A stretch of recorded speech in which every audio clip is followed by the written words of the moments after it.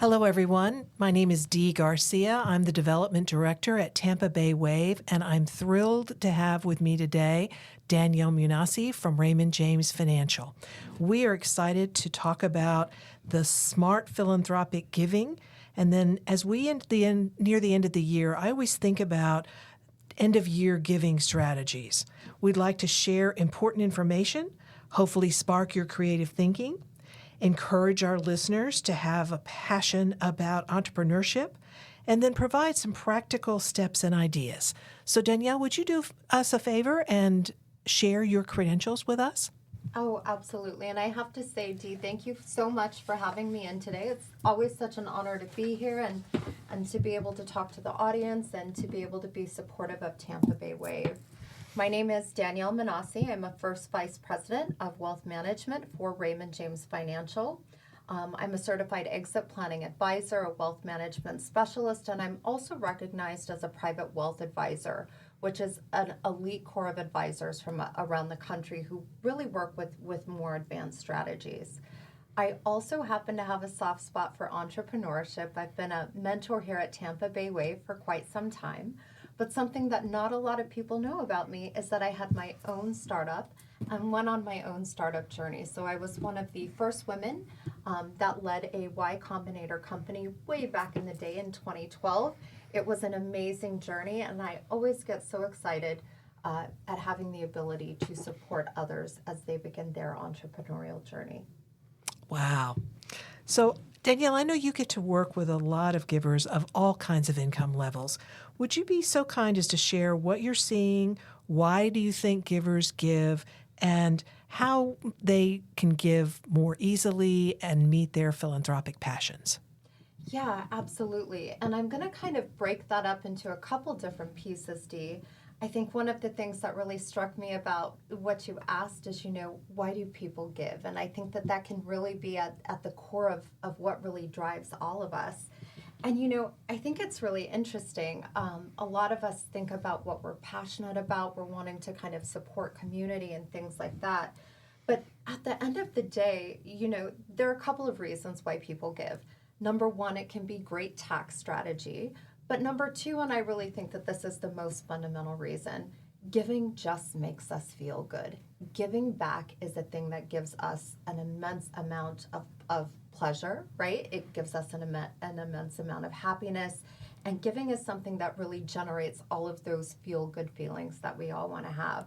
So in terms of why people give, I think they love supporting the things that they're passionate about, particularly if it's something that they can see or something that really relates to something that drives at something they care about. In terms of what I see in regard to giving, I'm lucky enough where I've been able to travel all across the country and have worked with a number of notable foundations and given a lot of talks about giving and philanthropy and philanthropic strategy. And I think one of the most foundational things when it comes to philanthropy is the difference between proactive and reactive giving. So when we know that we want to give and we're kind of looking around for things to support, I find that at the beginning, most of us start our philanthropic journey as what I would call a reactive versus a proactive giver. And so what does it mean to be a reactive versus proactive giver? And what are kind of the benefits and pitfalls? So when we're a reactive giver, that simply means that we're giving when we're asked, to whomever happens to ask us at that time, right? It's the roundup when we're checking out at the grocery store, or it's the postcard that we get in the mail that we decide to write a check for, or we happen to be somewhere and give a cash donation. So it's very reactive. It's giving when asked, which is great. It's a wonderful thing to do. But it also can cause us to miss a couple of opportunities. When we're giving in a reactive way, we're really not taking the time to have the greater conversation that says, what are my values around giving? What are the things that are most important for me to support? How do I have the biggest impact? And then, of course, if you're giving not just for the sake of philanthropy, but you're giving also because you want to have a strategic advantage, when we give in a reactive way, we usually miss the opportunity for potentially some tax savings, right? We're just not dovetailing our giving with our greater tax strategy. So what I really have been seeing across the board is a shift from reactive giving to proactive giving. And when I say proactive giving, here's what that looks like and here's how it's different. So when we give in a proactive manner, we're giving in a way that's in alignment with our personal and family values, as well as our financial plans and our ability to give. So it might be simple as sitting down and saying, what is the one thing I'm really passionate about this year that I want to support and drive all of my support toward? What is in my budget this year for giving? And then, of course, checking with our CPA to see, does it make sense from a tax perspective to give at that level? Should I give at a little bit of a lower level? Should I give at a little bit of a higher level? Is there a difference there? I think it can also be really important because in many ways it can help facilitate conversations. It can make you really think deeply about what you care the most about.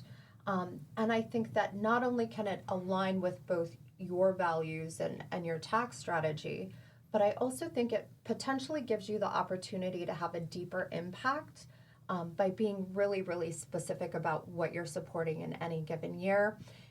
And it can also make it easier to say no to things that are maybe not as in alignment with your values. So I'll give you a little bit of an example there. If you've decided that you are supporting, whether it's entrepreneurship or maybe it's animal rescue or maybe it's fighting hunger, whatever that thing is for the year, you've committed to giving to that one thing or that one cause. And so when the end of the year comes and you're getting all of the asks for the roundups and all of the email solicitations for all of these other things that are outside of the bounds of that one thing that you thought of supporting, it makes for a very easy way for you to say, thank you so much for reaching out. Unfortunately, this year, this is the cause that I'm supporting, but I would love to keep you in mind for next year. So it's also a very graceful exit strategy in terms of being able to say no to things that aren't as much in alignment with what you're thinking. Well, you make such great points. And, I've had the pleasure of listening to you in the past, and your ideas and the things that you put forth really influenced my own giving. So I would ask then, especially for people we hope are very passionate about entrepreneurship, what would be some starting points and maybe some quick hits that people could do that they're not maybe thinking of yet? I love that you asked this question, Dee, and so I'm going to leave you with one tidbit. This is probably the easiest thing, but not a lot of us think about it. Usually when we think of giving, we're thinking of writing a check or handing over our credit card or that kind of thing. I think probably one of the easiest kind of ways to start being a little bit more sophisticated in our giving is to consider giving something other than cash, right? So I think a perfect example of this is maybe you've inherited some stock, or maybe there are some positions in your portfolio that have fallen out of favor. The return hasn't been great these past couple of years, but there is appreciation there and you just don't want to pay taxes, capital gains taxes on that particular position. I think one of the things that people don't realize is you can give the gift of stock or an asset that's appreciated, and you don't have to pay any of the capital gains on any of the appreciation of that stock. The organization that you give to, like Tampa Bay Wave, would get the full benefit of the full value of appreciation of that asset, but it's not taxable to you. So it allows you the opportunity to give in a way that's going to save you money, but really, really benefit the organization. And I would say same thing could go with other assets. Cryptocurrency has been on a tear, so that's another one where maybe there's a lot of appreciation there. It might make more sense to donate or contribute something like that versus just writing a check, because there are positive tax impacts for you if you do that. So I think that's one quick fire tip. Think outside of cash. Is there anything else out there that could serve you to donate in lieu of cash? Oftentimes the answer is yes, and I think that's a great opportunity. Thank you. That is a great idea, and certainly Tampa Bay Wave would be honored to help someone who is at that point where they have an asset that has appreciated, and we can help them determine how best to redeploy that. So that kind of ends section 1.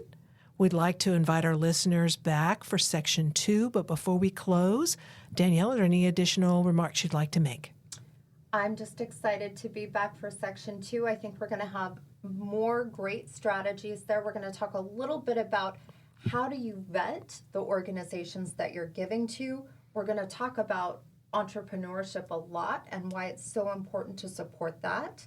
And we're also going to talk about when you've decided to give, how are mechanisms where you can do that? So what is the way in which you can give and how do you navigate that pathway? So I'm very excited to be back again for part 2. I'm excited as well.